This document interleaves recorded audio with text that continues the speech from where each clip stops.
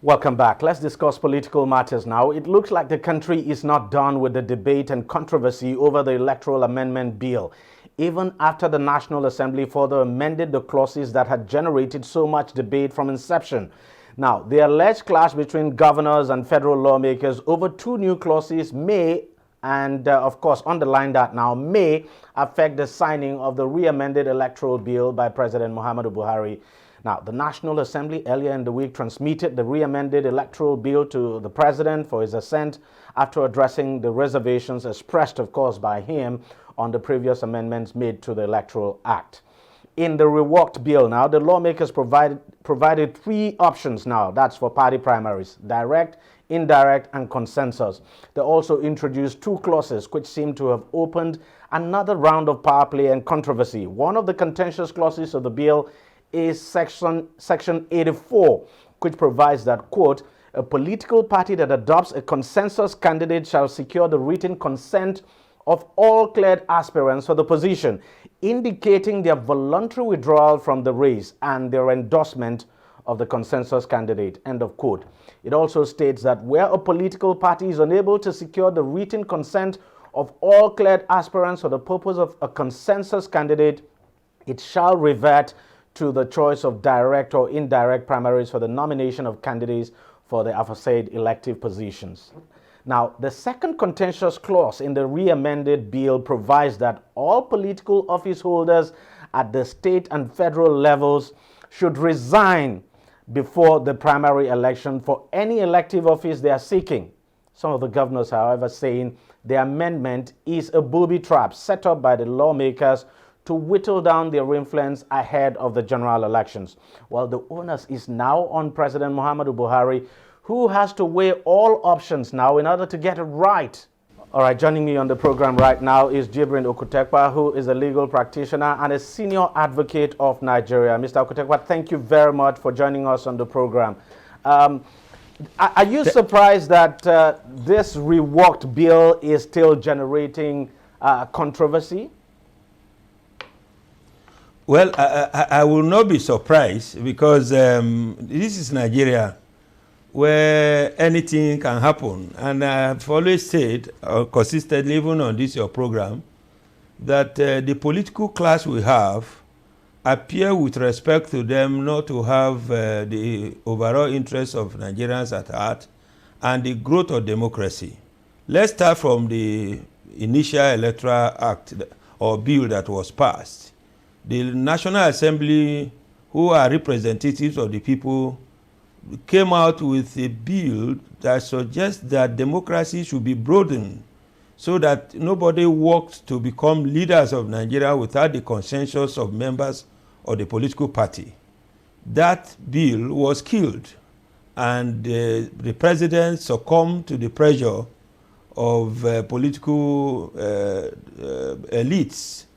And then there is a rework bill now that gives room for another kind of arrangement, consensus, indirect, or direct primaries, with a clause that should ensure that nobody is cheated out of the democratic processes. Yet, there are also debates.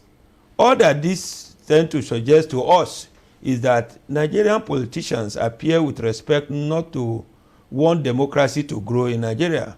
Because if sovereignty belongs to the people, and the people are the determinant and the employers of politicians, then all this halabalo and political quarrels ought not to be there. All that this tells you is that our politicians cannot win free, fair, and credible election without some level of political mago-mago to force themselves on us. Let me ask you this. Just help us understand this. Is there anything legally wrong with the consensus clause introduced by the lawmakers? Is there anything hidden there, legally speaking, that one can't really understand and see through? Hidden where? No, I mean in the consensus clause that the lawmakers introduced. Is there anything hidden? Is there anything Is there a danger in that clause? I mean, because I can't seem to understand why. Absolutely, absolutely. There is one of the reasons when you why talk about it has been debated now again is a consensus clause. Of course, the other clause now also that says political office holders would have to resign from their office before contesting for party primaries. Look, you don't need a soothsayer to tell you that it is being resisted, because most political office holders cannot go into political office contests with the money generated legitimately from their pockets. What is wrong if you want to run for an office, for instance, as a minister? You should resign. Then there should be no the perquisite of the office attached to your office.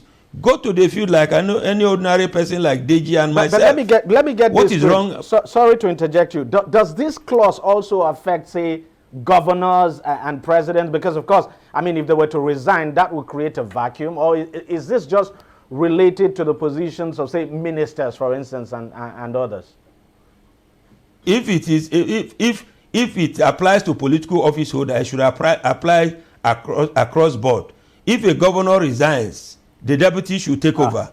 If the deputy governor is also interested, the constitution has made arrangement that the chief judge of the state can also be there. See, DEJI, if we were to apply the rule of law, there should be no respecter of persons. Once you begin to apply the law selectively. Is that actually the intent of that clause? Is that actually the intent of the clause? I have not had the privilege of reading it, but the way you read it, political office holder is the president, not a political office holder. Of course he is. Is the governor not a political office holder? Why is the governor and the president are being treated as sacred cows in a place where we talk about rule of law? Because when we talk about rule of law, DG, the rule of law is a concept that is the law is blind. It does not see DEJI, it does not see Okutepa, it does not see the president. Mr. Okutepa, even where we borrow democracy from, I mean, say for instance the United States and some other developed democracies, we don't have a situation where a president would have to resign or the governor of a state would have to resign when he is seeking a second. You don't also have the kind of you don't also have the kind of controversy and self-centered debatable arguments that the political class have brought into our lawmaking. In those areas that you are mentioning, they have political institutions that are independent of political manipulation of the executive or the legislature. Here, whatever you claim to be independent is just independent in theory. We're talking about practical independence of our institutions. So, and I think that there should be rough procedure for those who are rough. We play rough politics in Nigeria. And so the lawmakers have seen that, look, if you make an exception, then we are going to create more problems for ourselves. So why, and then in the place we are talking about, when they are talking about their primaries, the kind of rancor you see here, you also don't see it there. People respect party institutions. The party is supreme. The leadership of the political parties are not self-centered people. They have no people that they anointed as the anointed candidates. But most of our political parties in Nigeria, their leaderships have their anointed candidates. There is no neutralities in leadership. So that's one of the problems that you have. So if we want to have practice democracy in Nigeria, therefore, we must ensure that the rule of law holds sway. It is our inability to follow what the law says that is creating these tensions for us. And now the most lucrative business is politics. Every other thing has gone down in into the dustbin of history. Governance is not there. All that you are quarreling and you have brought me this afternoon to be talking about is a process that people have been unable to organize themselves. Now, because for me, the way I say it, if indeed the intent is that all political, because to be candid, look, the president is a political office holder. Just as I'm not getting you. If you are getting me. Lawmakers are also political office holders. So what happens, for instance, if a lawmaker was going to seek a second term, say the Senate president was going to contest for a second term or probably run for governor, does it mean these lawmakers would have to resign from the National Assembly to contest for their party primaries? Are they political office holder? What did the law say? I'm not looking at what is convenience. I'm looking at what the law says and how practically applicable it is to all persons. Why do we create class of people to be bound by law and those not to be bound by law? Are we being told now that in our society, some people are far bigger and above the law of the land? Then you should then let us know that we are not practicing rule of law. Because in a country where rule of law is practiced, the law is not respected of persons. If a political class is defined as people holding political offices, including the office of president, governor, deputy governor, president, senate, and all of that, and the law says they should resign, then they must resign. And if there's no need to put that provisions for resignation, then it should be removed.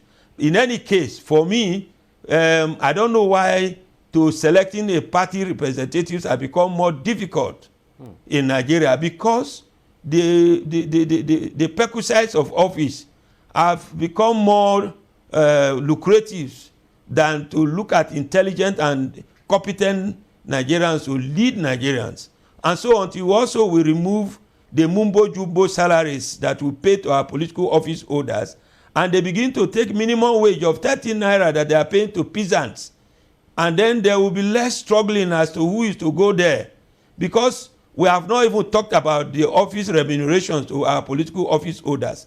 Those who have degrees and are working in the very serious offices like the office of the judicial officers are not being paid well.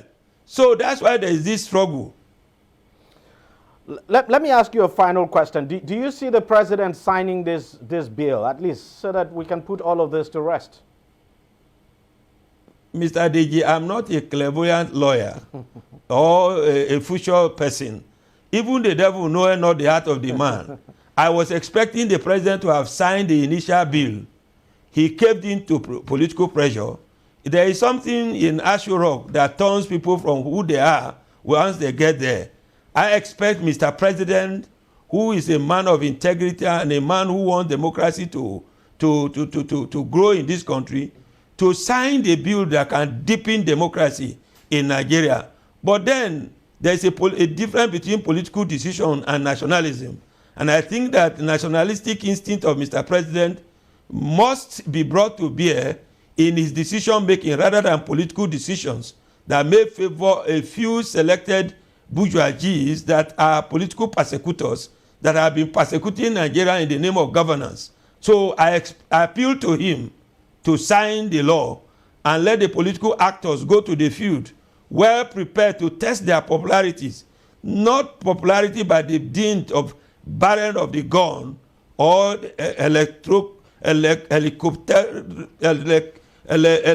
helicopter kind of democracy that we have. So my take is that let democracy be deeply rooted, let power return to the people, let sovereignty return to the people, let Nigerian people, Nigerian politicians who are members of political party decide who is to lead them and who is to represent them, not a money bag sitting down to select the psychopathic yes men and women as our political leaders in this country. Jibrin Okutekwa, Senior Advocate of Nigeria, thank you very much for joining us on the program, and thank you for sharing your thoughts with us. Thank you, DG. God bless you. Thank you so very much, sir. Well, that's how much we can take on the program this week. We thank you very much for watching. We'll see you again next week. Bye-bye.